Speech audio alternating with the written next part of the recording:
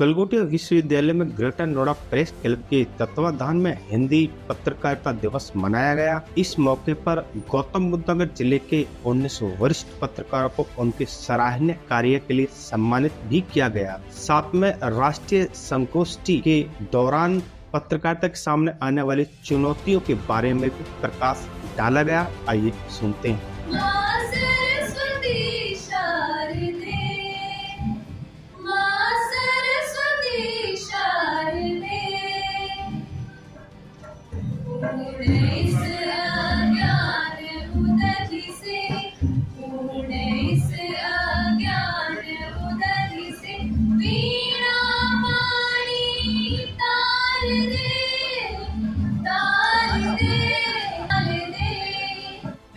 वरिष्ठ जनों को सम्मानित करेंगे हिंदी पत्रकारिता दिवस के मौके पर, जिनको देखकर हमने पत्रकारिता सीखी या जिन्होंने इस जिले में पत्रकारिता की शुरुआत की, वो अपने जमाने के धुरंधर हैं। आज भले वो स्वतंत्र पत्रकार हैं या वो रिटायर हो गए हैं या अपने निजी अखबारों में वो सम्मानित करेंगे। दूसरा गौरव का क्षण हमारे लिए ये है कि आज हमारे बीच दो वो ओजस्वी वक्ता है जिनको सुनने के बाद आपको लगेगा कि शायद हमारी लाइफ का ये सबसे बेहतरीन दिन है। आदरणीय गुरुजी मास्टर लज्जाराम भाटी जी से अनुरोध करूंगा कि कृपया वो मंच पर आए। हम कर रहे हैं कि आपको देखकर इस जिले की दूसरी युवा पीढ़ी आगे आई और आगे आगे आपने आपका अनुकरण किया, आपसे सीखकर वो बहुत सारे लोग पत्रकार बने।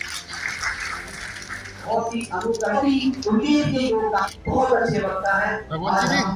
आपको सम्मान अगर इस मुकाम पर खड़ा है तो उसका श्रेय सिर्फ आदिल भाटी जी को ज्यादा है। आपने 2003 में ग्रेटर नोएडा प्रेस आपको सम्मानित करके बहुत गर्व फील कर रहा है।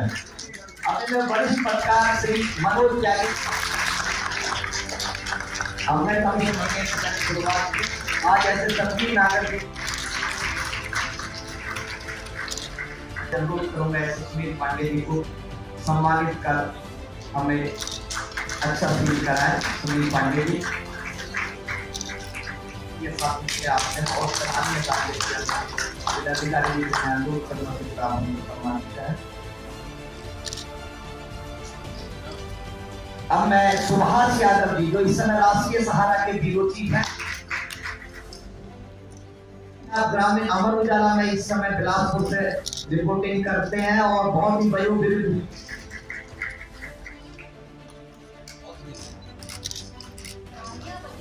आपका आशीर्वाद जरूर करूंगा। इस समय जय हिंद जनाब अखबार चलाकर युवा पत्रकारों को आगे बढ़ाते हैं ऐसे और आपने जाकर जोरदार तालियां अब हमारे 2-3 अतिथियों को जाना है तो उनके जाने से पहले जिनके भी हमने पत्रकार भाइयों को सम्मानित किया, इनका सारे लोग मंच पर आ जाएं। इनका खड़े होकर ताली बजाएं। इसके लिए ये हमारे वो आदर्श है, ये हमारे वो आदर्श है जिनको हमने पत्रकारिता सीखी है और जिनकी वजह से आज हम यहाँ पे हैं। इनके लिए जोरदार तालियां। कमिश्नर मैम और सांसद जी को निकलना है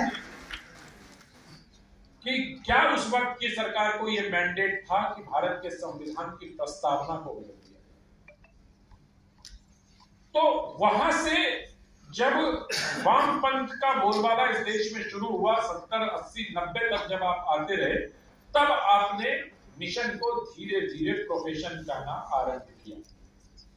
लेकिन पत्रकारिता प्रोफेशन सीधे तौर पर 1991 के बाद जब देश में उदारीकरण का दौर आया और जब देश की अर्थव्यवस्था खुलने लगी, सोवियत रूस कई भागों में विभाजित हो गई, ग्लास्नोस्ट और पेरेस्ट्रोइका वहां चालू हुआ मिखाइल गोर्बाचोव के नेतृत्व में। उसके बाद से साफ तौर पर, क्योंकि यही वो कालखंड है, यही वो काल विभाजन रेखा है 1991, जिसके बाद से पत्रकारों की वेतन की स्थिति भी अच्छी हुई।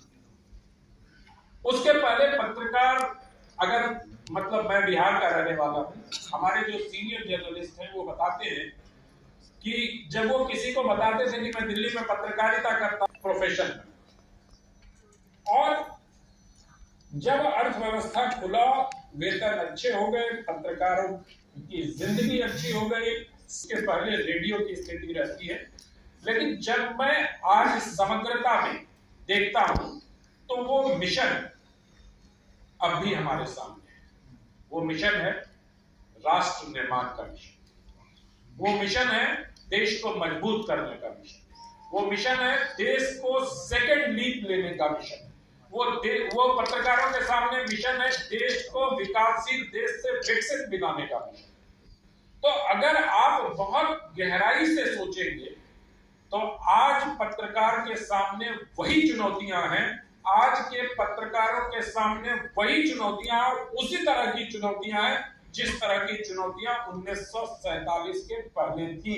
जब मैं कहता हूं ये बात तो बहुत उत्तरदायित्व के साथ करता हूं, क्योंकि उस वक्त पत्रकारों के सामने जो चुनौती थी वो चुनौती थी देश की जनता के स्वाभिमान को जगाने की, देश की जनता के मानस को स्वाधीनता के लिए तैयार करने की। और ठीक उसी तरह की भूमिका आज हम पत्रकारों के सामने है कि देश के जनमानस को इस बात के लिए तैयार करना कि आज हम विकासशील देश से विकसित देश कैसे बने। सकारात्मकता पैदा होती है और किसी काम को गति देने में मीडिया बहुत बड़ा सहायक की भूमिका अदा करता है।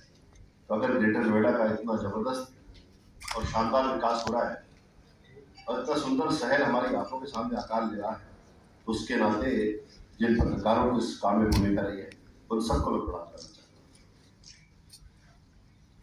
पत्रकारिता को लेकर बहुत सारी चिंताएं बनते हैं।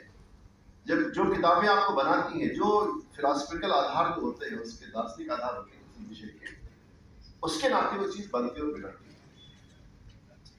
आप देखेंगे कि ये जर्नलिज्म जो है ये हमारा शब्द ही, जर्नलिज्म की शुरुआत हमने नहीं की। जर्नलिज्म हिंदुस्तान में प्रारंभ हुआ, ठीक बात है, पर इस विधा का आविष्कार करता हमने। ये पश्चिम से आई हुई विधा है जिसको हमने जस का तस अपना लिया। जब किसी चीज को हम अपनाते हैं तो जस का तस अपनाने का बड़ा खतरा होता है, जो जर्नलिज्म के साथ है। जर्नलिज्म के जो प्रारंभिक पुस्तकें लिखी गई, जर्नलिज्म की जो अवधारणाएं फिक्स की गई, उसका जो कॉन्सेप्ट फिक्स किया गया, वो उसमें ही कुछ गड़बड़ है। उसके नाते वो जहां जहां होगा वहां वो गड़बड़ होगा। इसलिए मैं अपनी आजकल की सभाओं में बार बार कहता हूं कि पत्रकारिता को भारतीय आधारों पर खड़ा करने की जरूरत है। भारतीय पत्रकारिता का भारतीयकरण भी करना है। भारतीय पत्रकारिता जब तक पश्चिम के आधार पर खड़ी रहेगी तब तक वो नकारात्मकता ही पैदा करेगी, नकारात्मकता का विस्तार करेगी और निगेटिविटी एक वैल्यू की तरह पत्रकारिता में जमी रहेगी। आप देखिए जो आरंभिक किताबें लिखी गई उसमें कहा गया कुछ कॉन्फ्लिक्ट हो जाए, कुछ झगड़ा हो जाए, कुछ नकारात्मक हो जाए, कुछ संघर्ष हो जाए, यानी कुछ भी अशोभन हो जाएगा तो खबर बनेगी, अन्यथा खबर नहीं बनेगी, नहीं बनेगी, बन नहीं। यानी कि एक पत्रकार कुछ नकारात्मक हो जाने के इंतजार करता है। यानी इस सभा में अनंत विजय ने इतना जोरदार भाषण दिया, वह उसका कोई मूल्य नहीं है। ये अगर छत भसक जाए तो मुझे लगता है सबसे बड़ी खबर आज की होगी। ये जो आधार है पत्रकारिता का, इस आधार को बदलने की जरूरत है। उसकी वैल्यूज के नाते जो चीजें आपको बताई जा रही है वो दरअसल निगेटिविटी है। निगेटिव कभी वैल्यू नहीं हो सकती। अब भारत में अगर पत्रकारिता नहीं, भारत में अगर पत्रकारिता की परंपरा नहीं थी तो तभी भारत में कोई कम्युनिकेशन ऑर्डर रहा होगा, कुछ ना कुछ संचार की परंपरा भारत में नहीं होगी। वो किन आधारों पर खड़ी थी ये आपको देखना पड़ेगा। भारत में पत्रकारिता नहीं थी, भारत में जर्नलिज्म नहीं था, पर भारत में संचार की परंपरा थी, संवाद की परंपरा थी, जिसको हम कम्युनिकेशन कहते हैं। और कम्युनिकेशन के सबसे बड़े नायक कौन है हमारे शास्त्र में? वो है आचार्य नारद। नारद जी की पत्रकारिता में लोक मंगल सबसे बड़ी थी।